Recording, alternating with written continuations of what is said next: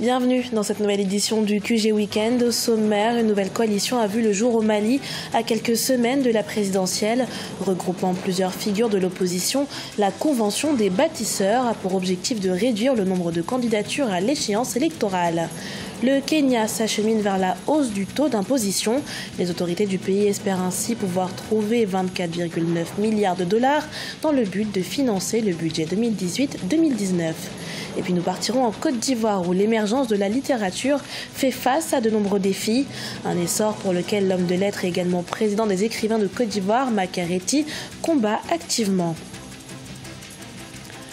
À quelques semaines de la présidentielle au Mali, une nouvelle coalition politique a vu le jour. La Convention des bâtisseurs compte en son sein des candidats déjà déclarés à la présidentielle, tels que Muntaga Tall, Clément Dembélé ou encore Moussa Mara. Son objectif, réduire le nombre de candidatures à la magistrature suprême, mais aussi et surtout parvenir à un scrutin transparent. Reportage de Mokhtar Bari, notre correspondant au Mali. Le Mali vient d'enregistrer une nouvelle coalition de partis politiques. La Convention des bâtisseurs a été lancée jeudi 31 mai 2018 à Bamako. Elle réunit plusieurs leaders de l'opposition, dont certains déjà déclarés candidats à l'élection présidentielle du 29 juillet 2018. La priorité de la Convention des bâtisseurs est de réduire le nombre de candidats à la magistrature suprême. Une candidature unique n'est d'ailleurs pas exclue selon certains initiateurs de ce mouvement. Les décisions sont déjà en cours pour voir si, entre nous, nous pouvons trouver des critères acceptés par tous pour désigner un seul candidat ou, à défaut, en tout cas, réduire le nombre de candidats pour maximiser nos chances. L'élection est très proche. Nous avons conscience que le calendrier est extrêmement serré. En plus de la rationalisation des candidatures, l'autre préoccupation de la coalition reste la transparence du scrutin. Les partis membres de la Convention des bâtisseurs regrettent de n'être pas associés aux réflexions sur l'organisation du vote. Le gouvernement a décidé que 2 assesseurs, l'un de la majorité et l'autre de l'opposition, seront présents dans chaque bureau de vote le jour du scrutin.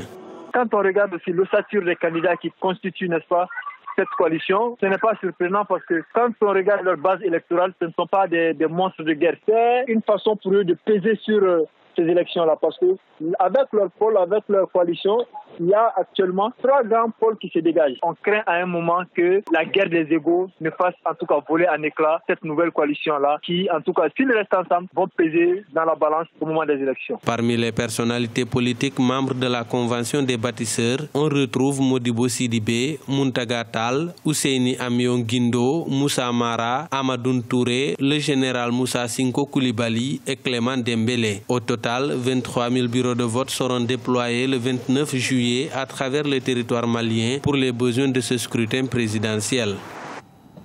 24,9 milliards de dollars, c'est le montant nécessaire à la mise en œuvre du budget 2018-2019 kényan, basé sur le Big Four Agenda du président Uhuru Kenyatta. Les autorités espèrent avec cette hausse pouvoir non seulement augmenter les recettes, mais également réduire le déficit budgétaire. Mariama Dramé.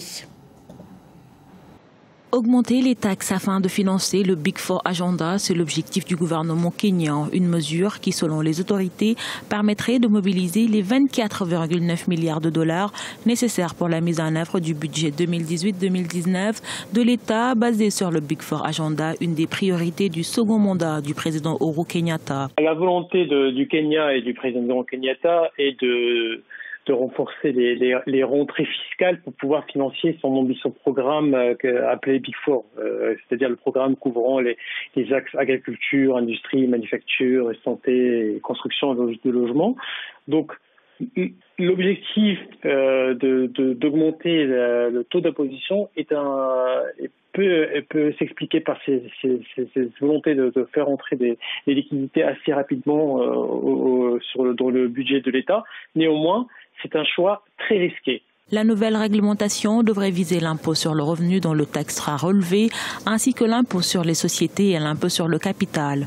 S'il est adopté, elle ferait également du Kenya l'une des économies ayant le plus fort taux d'imposition d'Afrique de l'Est, un constat qui risque, selon certains analystes, de porter un coup aux investissements dans le pays. Si le gouvernement décide de consolider son déficit budgétaire par cette voie, il doit veiller à ce que les économies qu'il réalise et les revenus supplémentaires qu'il génère servent à renforcer la capacité de production de l'économie.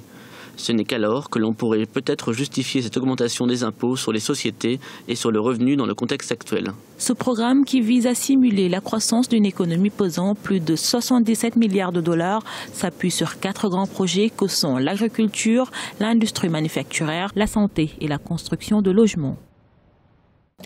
La littérature ivoirienne fait face à de nombreux défis, alors que le nombre de parutions d'ouvrages est en pleine croissance dans le pays. L'émergence de cette littérature est d'ailleurs le combat du poète et également président des écrivains de Côte d'Ivoire, Maker Ety.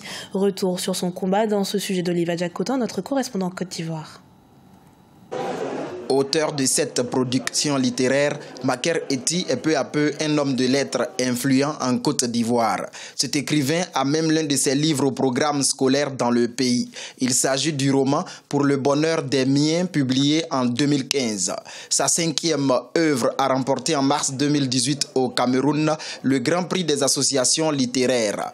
Intitulé La geste de Breké, cette épopée appelle les dirigeants africains à faire de la défense des intérêts du peuple la priorité des priorités. C'est une leçon politique que je donne aux hommes politiques pour dire qu'il y a des choses qu'on ne vend pas.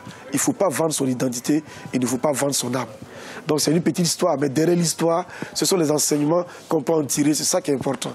Élu en 2016 à la tête de l'Association des écrivains de Côte d'Ivoire, Maker Ety en est le 7e président. Un creuset qui regroupe plus de 600 écrivains. Sa mandature fait de plus en plus la promotion de la jeune génération. C'est un auteur prolixe, amoureux donc, de la belle lettre, amoureux de la bonne écriture et perfectionniste. Taloa Blé, la dévoreuse de livres, est la dernière parution de Maker Ety. Ce livre fait la promotion de la lecture chez les jeunes. Outre le peu d'engouement de la nouvelle génération pour la lecture, l'amélioration de la situation financière des écrivains reste un défi d'actualité en Côte d'Ivoire. Toujours en Côte d'Ivoire, le netball tend à s'imposer sur l'échiquier sportif national. Présent dans le pays depuis 2014, ce sport sans contact gagne en popularité, mais le manque d'infrastructures adéquates pour la pratique de cette discipline reste un défi majeur dans le pays, pourtant pionnier de ce sport chez les francophones. Reportage d'Oliva Diacotin, notre correspondant à Abidjan. 4 ans après son introduction en Côte d'Ivoire, le netball tente de mieux se positionner sur l'échiquier sportif national. Cette discipline d'origine anglaise est pratiquée exclusivement par la population féminine. C'est un sport sans contact qui se joue en 4 cartons de 15 minutes avec 7 joueuses dans chaque équipe. Ces dernières doivent se passer avec habileté la balle pour inscrire des buts dans un panier. Nous sommes tellement contentes d'être les premiers pionniers de ce sport. Nous appelons vraiment la jeunesse à venir nous soutenir, à venir à nos écoutes. Franchement, l'appel est lancé et nous sommes ouverts à toutes les filles. C'est un sport de plus en plus prisé par les jeunes filles ivoiriennes. Un championnat a même été instauré depuis 2014 pour mieux le développer dans le pays. Sept clubs prendront part à la 4e édition en 2018. Mais au-delà du fait que la discipline soit peu connue du grand public, le netball ivoirien souffre surtout d'un manque d'infrastructures. C'est l'espace de jeu, notre difficulté majeure. Nous disons merci d'abord à notre ministère de tutelle qui nous permet vraiment de bénéficier de la subvention de l'État. Vraiment, nous disons merci. Mais comme je disais tout à l'heure, notre difficulté majeure, c'est l'espace de jeu. Vous voyez, nous sommes en plein air ici.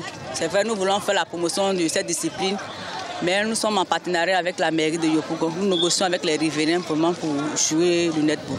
C'est ça notre difficulté, c'est l'espace de jeu. 3 rencontres se sont disputées lors de la première journée du championnat 2018 de netball le 2 juin.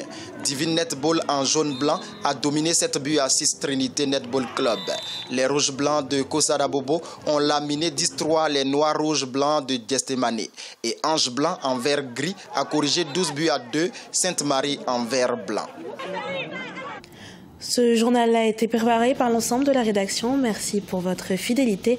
Dans un instant, une nouvelle édition de l'actualité sur Africa 24.